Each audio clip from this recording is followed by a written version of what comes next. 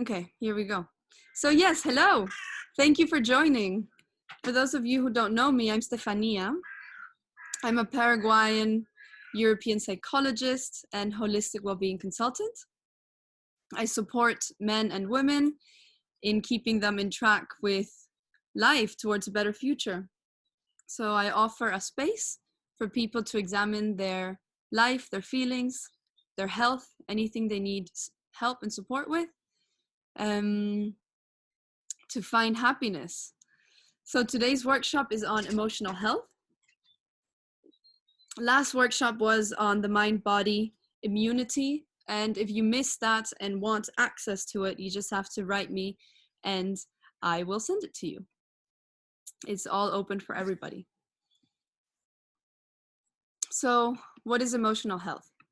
Well, it all starts with human beings having two needs: attachment and authenticity.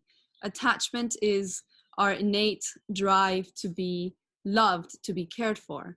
And authenticity is our desire to be ourselves. The personality that we develop is not always a reflection of our true selves. Very often it is something we have created because we've been hurt, and therefore it is not our authentic selves, but one we create to protect ourselves. What happens in our life today begins in our childhood. We develop coping mechanisms to manage our desire for attachment, and as a result, we suppress our true selves. Early childhood programs our brain physiologically to behave a certain way, to behave in a way that we behaved as a child. And the key here is that as adults, when we recognize mechanisms that aren't working for us now, by becoming more self-aware and compassionate, we can reverse that. So if you didn't get enough attention as a child, the attention that you needed, you'll be consumed by attracting attention now as an adult. If your parents wanted you to feel special just for being who you were, not because you achieved things, then you might be very demanding. If you weren't loved, you'll be very nice and you'll be charming and a little bit childish so people will like you. These are the patterns we've seen. And all of these demands that we have from our desire for attachment suppresses our true feelings. And this lack of authenticity is actually very stressful. And this is what makes our life really hard, because it's a constant struggle. Emotional health refers to your ability to accept and manage feelings, and your capacity to respond to your emotions as opposed to react to your emotions. There's an enormous difference. So if you watch your parents fighting as a child, you may have learned to avoid conflict. And now as an adult, you struggle to even admit that you have feeling negative emotions. So if a girl grows up with an abusive father who, after shouting and attacking her, scolds her for crying, she doesn't cry. Then he scolds her for getting angry because she's hurt. It's a normal mechanism. She will learn that reacting when someone is hurting her is bad. So what does she learn? She will learn to numb her feelings of anger. She'll numb her feelings of fear when someone she loves is hurting her. And by numbing, it's actually quite a physical response, because when you numb your feeling of anger, you clench your fist and you press your neck. And that's later becomes a reason for a lot of muscle pain and physical illness. We'll see this later. But she will carry this behavior for the rest of her life. And the danger is, if she meets a guy as an adult when she's 30 years old that is abusive like her father, that she loves, she will numb her feelings as she knows how and be stuck in a toxic relationship until she realizes that her coping mechanism is destructive. Then she can get psychological guidance, and the beauty happens when there's change. But the relation here is her coping mechanism of dealing with the man she loves, so her father, shouting at her and hurting her, is numbing her feelings. The same mechanism when she falls in love with a guy, he starts shouting and hurting her. She doesn't know how to react in a healthy way to that. So she numbs her feelings, which isn't healthy because she's in danger and doesn't know how to take care of herself. Emotions have a function in our existence. Anger tells us where our boundaries are, boundaries that are there to protect us. You feel angry because someone is invading your personal space. And that feeling of anger is what actually pushes you to say, hey, please, can you step away? Or, hey, your behavior is hurting me. It's there's a function in these emotions. They're not just bad. And feeling scared has its function too. It sends a signal that you need to run away or seek protection from a dangerous situation. So not paying attention to your emotions is very dangerous, and it does not help us coping with life. It puts you in danger. So now, as an adult, because children is very hard, they're at home, so they create coping mechanisms because they have nowhere else to go. This little girl that's being abused by her father, it's her dad. She loves him no matter what he does, and she can't run away. But as an adult, now you need to consider which destructive mechanisms you learned at a younger age that are interfering with your emotional health, preventing you from living a fulfilling life. So how do you behave as a result of how you feel? This is an ongoing question, which if you want, you can write down. How do you behave as a result of how you feel? I've selected 3 markers of emotional health that you can work on to optimize your emotional well-being. So these are self-love, communication, and trust. And I would like you to reflect on your emotional health. And I've prepared a series of questions for you to kind of get into the mindset of what I mean by reflecting on your emotional health. So what is happening here? You know, your experience of what it is like for you to be in this world, and your experience of being vulnerable and how you have been seen by others makes you want to defend yourself. You know, you don't want to lose a sense of attachment towards the people you love and you care for. So I will control a little bit of what you think of me and how you see me and how you access me, because I'm afraid that if I don't, I will be hurt, or I will hurt you, or you will be disappointed by me. So all these things you work on in therapy. If you find a good therapist, and a humanistic therapist is my personal favorite. This is a huge part of the work I do with my clients, answering all these questions. People evade therapy saying they don't have the money, but you know, really this is 9 out of the 10 people. It's an excuse. You know, I know money's a restriction, and time is a restriction, but when you want to do the work and you put your well-being as a priority, you start seeing how everything else in your life shifts. And I know that for men, it's also very difficult because it's quite stigmatized to go to therapy. Being vulnerable in front of another person, sharing your emotions with someone else, it's a huge deal. For the way our society conditions men to having to be emotionless and all that strength thing, it's hard and it's bullshit. And I think men's strength comes from their vulnerability, and they do have a lot of emotional intelligence, as it is for women. Our power is also in our vulnerability, but there's I feel like for women it's slightly easier because we have a female tribe and we can share our emotions between each other, whereas that's less common for men to have.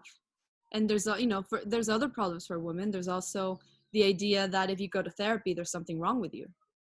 And there's never something wrong with you. There may be an imbalance you'd like to correct, or self-development you want to explore and improve, but there's never something wrong with you. Like, this idea that something needs to be fixed mechanically is completely against the way I think of therapy. And that aside, the purpose of this workshop is to get you started on building your emotional health. So there's 3 simple steps to take to start building your emotional health that I want you to really have very clear. The first step is that you need to make a decision. You need to decide which of your patterns of behavior are destructive and are hurting you. If you don't think there's any behavioral pattern that you have that is damaging towards you, then there's no work to do, because you don't think there's anything wrong. So you need to decide and check in which are the patterns of your behavior that are hurting you and the people around you. Step 2 is believing. You need to believe that there is something else you can do. Because one thing is knowing that there's a behavioral pattern that is hurting you, and another thing is saying, oh, but there's nothing I can do. This is the way I am, or this is, millions of excuses. You have to believe there's something else you can do to change. And once you do, step 3 is paying attention to what you're feeling. Do not avoid or numb your feelings. And this, I will explain how to do this. But these are the 3 things. Decide which of your patterns of behavior are destructive, believe there's something else you can do, and be present and pay attention to your emotions, to how you're feeling. You know, what we see depends so much on where we come from. And, you create this construct of, you live your life and it's like a building, you construct your reality, and everything you see is from that point of view. What we see depends on where we come from. And the gift is in meeting people who shake it up a bit for us, for people that trigger us. When you meet someone that triggers an emotion in you, it's a gift. It's an opportunity to work on yourself, to see who you are, and to recognize the truth about yourself. This is the beauty, I think, of life, because it's not that a person is causing sadness or is causing anxiety. That feeling was there in the first place. They're just triggering it. So let's see. I'm going to share something with you.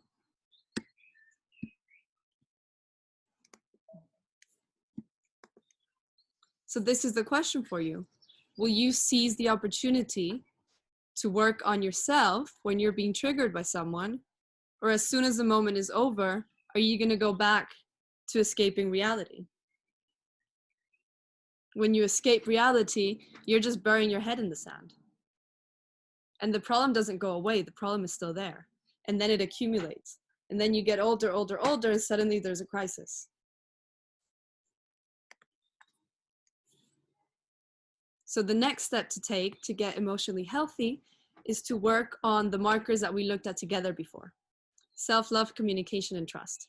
So the more developed these are, the stronger emotional health you will develop, and the better you can cope with life. So let's start. So let's see. You develop self-love, communication. The communication is within, and once it's within, it's without. I'll go through it. And third is building trust. So you have to start creating a relationship with yourself, with a part of yourself that might be feeling vulnerable. So when you're friends with yourself, you don't want to hurt yourself, because the way you don't hurt your friends, you're not going to actively do things to hurt you.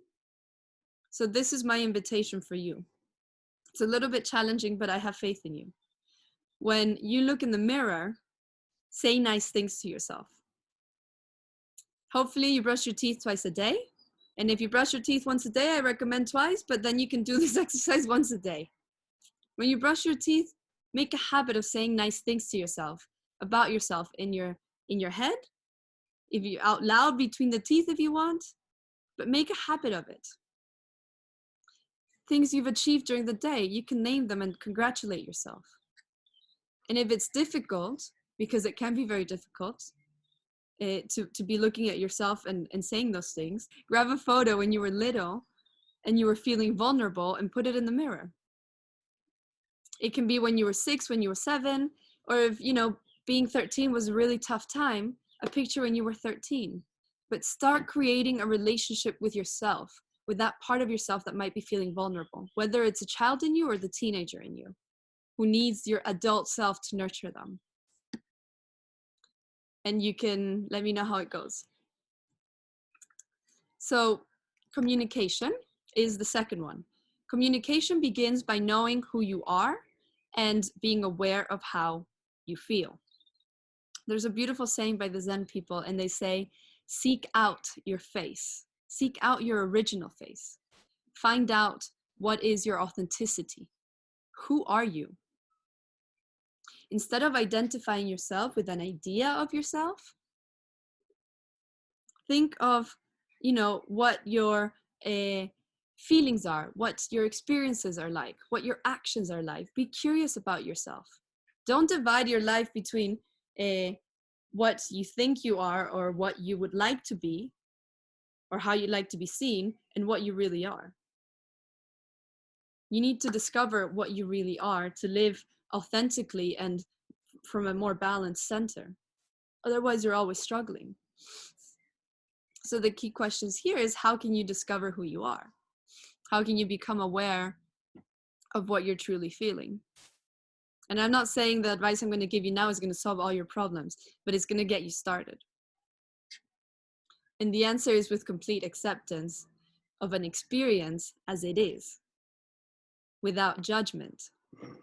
So not seeing an experience how you would like to see it, but just as it is.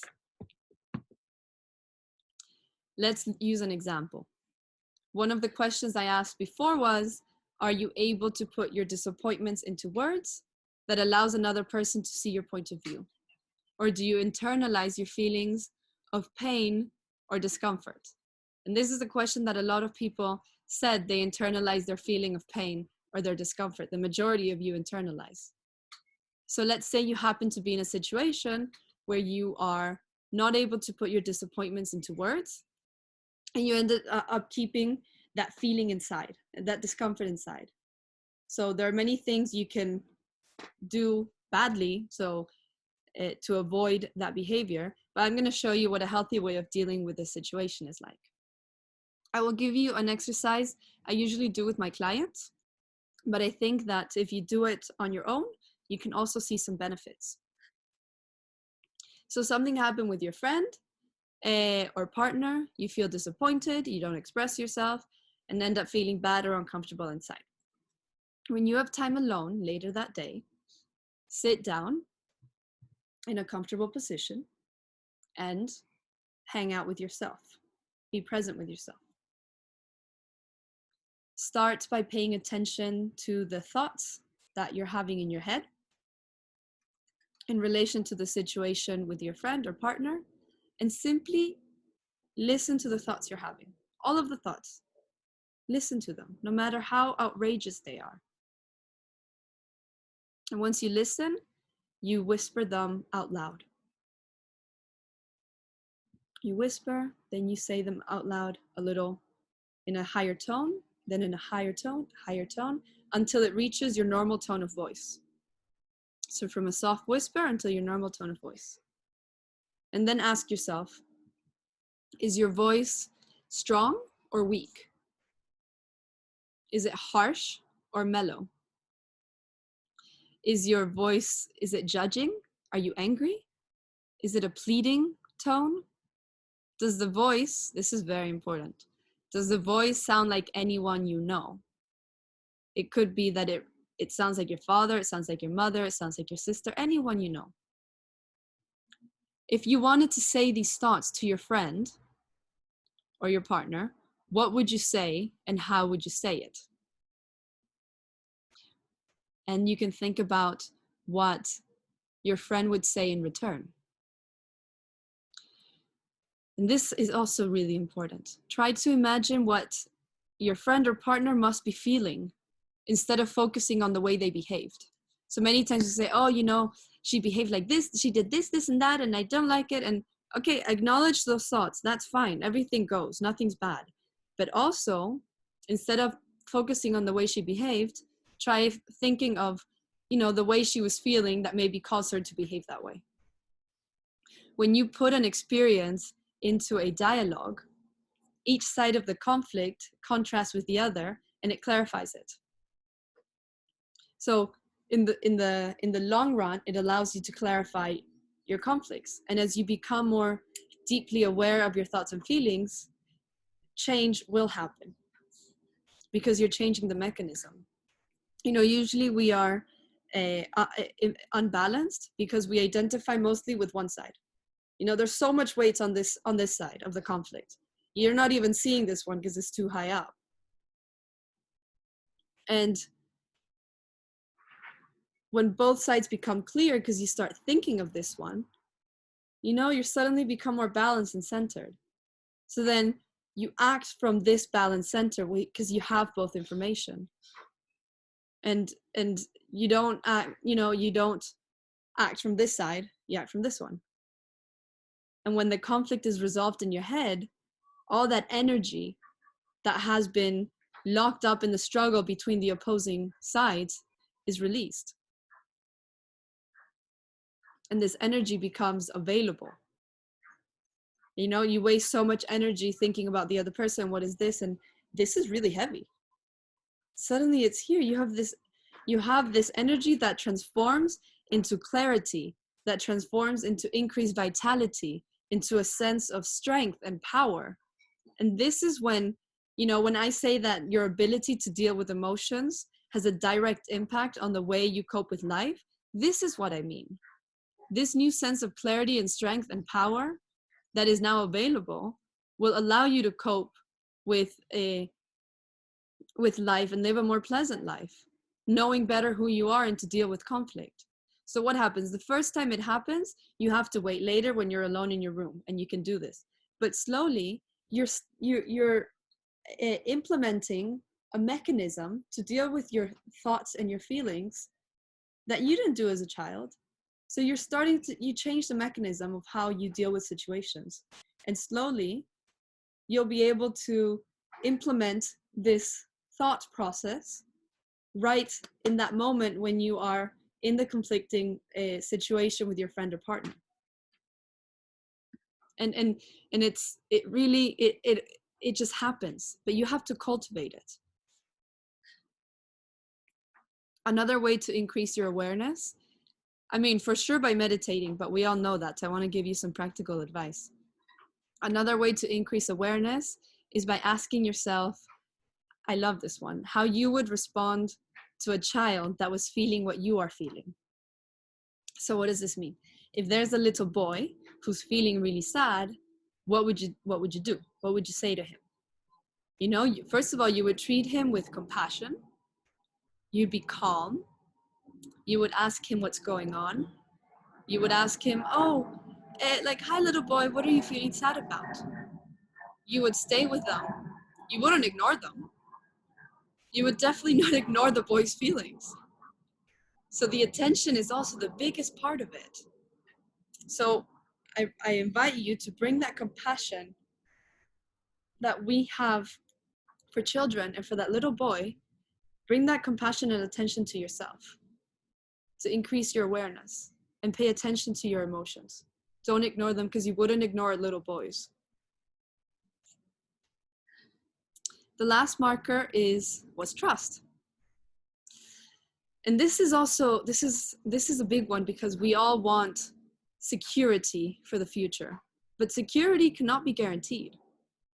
You want to be safe from being hurt, so you spend a life pretending to be someone you're not. At what price? You want financial stability, so you waste your life working instead of living.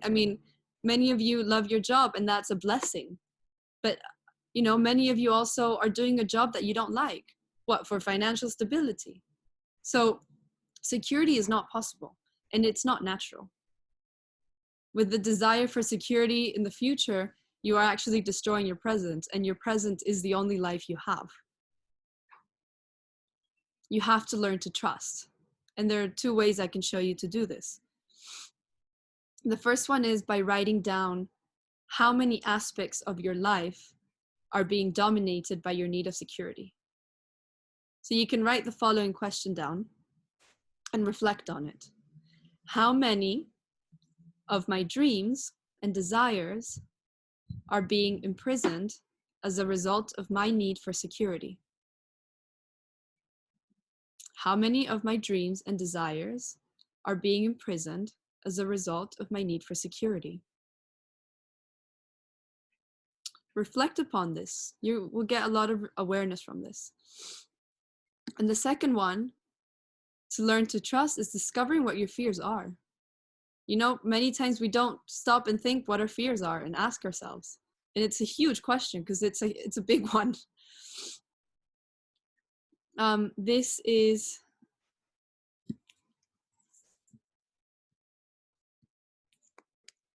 an outline of an exercise that I do with my clients in a session. It is more effective to do it with a therapist, but I think this can get you started in discovering your fears. I think you can get benefits from it as well. This is to get to know your unhealthy fears. So those that act like parasites. You know, what does a parasite do? A parasite gets into you and starts controlling your life and the way you move and the choices you make. So get to know your unhealthy fears, the fears that are uncontrolled. Make a list. Literally grab a pen and paper and say, what are my unhealthy fears? And make a list. Write them down on a piece of paper. And then you can ask yourself the following questions in relation to those fears. I'm not going to go through them one by one because I don't just want to be reading these questions out. I can't do work with you individually right now, but I put them in the screen so you can get a screenshot and ask yourself these questions. You'll definitely get awareness and some answers. The purpose here is for you to live and to experience the emotion that your fear is covering. So you focus on the deep issue. Once you know the emotion behind your fear, then the fear will become less relevant. So the woman that is working a horrible job being someone's secretary and really wishes to have her own company, but it has an enormous fear that it will fail. And you dig, and it turns out she has, 0.5% self-worth, has no confidence in herself, so doesn't believe the company will succeed, even though she has all the knowledge. Okay, so then you forget about the fear and you focus on the feeling, the emotion, the feeling of not valuing yourself enough. And once you work on that, then the fear doesn't have a purpose anymore, and it belittles. So that's the work. You know, this is a tough one. I'm not saying it's easy, and I'm not saying it's simple. I'm saying if you do the work, you can discover what your fears are on a conscious level. To access your subconscious fears, then you really need to work with a therapist, because it's too difficult to do it on your own. I'm not going to sit here and pretend you guys can. I think all of us psychologists, we have psychologists for that as well. You need someone next to you working with you. You can go forward on your own, but further with a psychologist. So accept that the future remains open. I'm sorry for the lovers out there, but your partner can leave you for somebody else. Your partner might stop loving you, not because they met someone, because they stopped loving you. You could get sick. There could be an epidemic that shuts down the world. Anything can happen. You could lose your job. So striving every day and struggling for a future that is not certain, you waste a lot of energy in life. And that doesn't help you cope with life any better. You have to accept that in life there's a dose of risk, that you will not be in control of everything. And no matter how much effort you put into life being perfect, all the dangers could happen in the future. So all that energy you can put in enjoying life and taking care of the moment as well. Enjoying tends to give better results, because you face life from a really strong center, from a happy center, not from an exhausted one trying to control the uncontrollable and not enjoying your true desires. So why is it so harmful to be aware of your emotions? Okay. So we know how good it is to be aware, but why is it so harmful to not be aware of your emotions? First of all, when we cannot accept a negative emotion, our behavior becomes unbalanced, and that's the path to unhappiness. That's the opposite direction of happiness. So what do we do when we can't accept a negative emotion? Avoidance. We avoid a situation, or we seek reassurance, and that just makes the emotion worse, because you never solve a problem if you avoid it. I like this diagram. He says, if I avoid every scary thing, so the emotion here is fear, if I avoid every scary thing, I can just stay at home and be safe. But it's kind of lonely and boring. But it's not a great life strategy. No, it's not a great life strategy. You cannot live your life like this. You have to confront your emotions. What else do? We numb our emotions. We substitute the negative feeling. Like before, you're disappointed with your friend, you don't express it. So what do? You eat something delicious, so that takes you to a nice place. You take drugs, you can smoke a joint, or you take coke, or you take MDMA, or you do that every day. You drink alcohol, you have sex compulsively, you do anything so you don't have to feel the discomfort. In some cases, we harm ourselves. You harm yourself because it distracts you from what you're really feeling, because then you have to deal with the obvious problem of being hurt, the physical problem. So, we tell each other stories that run our lives to the extent that they become unconscious. And to the extent that we keep suppressing ourselves for the sake of attachment, for the sake of being accepted, loved, respected, disconnected from our true selves. So we are stressing ourselves and we're making ourselves sick. The next one is unprocessed emotions show up as illness. And they do. Anger can show up as depression, for example, because being depressed is a much more acceptable behavior than demonstrating anger or even admitting that you're angry. It can also show up as cancer. There's a lot of work with women that have breast cancer. Anyway, I can't get into it. It's a whole other workshop. It also shows up at multiple sclerosis. Dr. Gabor Mate is a physician that does a lot of work on the matter if you're interested. I just want you to have it present because I can't go into it this deeply. And the third one is addiction. Addiction is not about the drug of choice. Addiction is the pattern of delegating or outsourcing your emotional process onto something else, which backfires. Addiction is a distraction from sitting with your discomfort. We're all familiar with this one. We all do it. Some drink a bottle of wine a night. Others drink multiple. I live in London. Everyone finishes their boring jobs and go to the pub, and they're there for hours, spend all their money, get drunk, go home, eat, go to bed. If that's not addiction or suppressing your emotions, I don't know what it is. Others scroll Instagram or Facebook for hours or eat too much, whichever method we choose, it is a distraction. And this is not the path to cope with life better and to live a more fulfilling life.